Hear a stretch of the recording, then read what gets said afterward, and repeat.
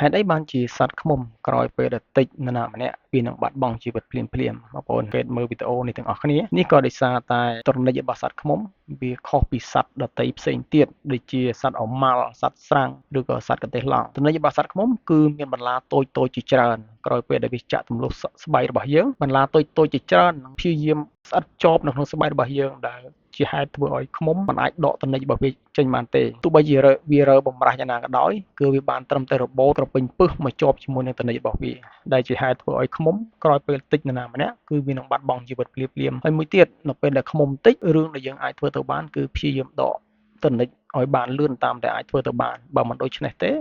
វានឹងធ្វើឲ្យយើងឈឺចាប់កាន់តែខ្លាំងបន្ទាប់មកចំណុចដែលវាតិច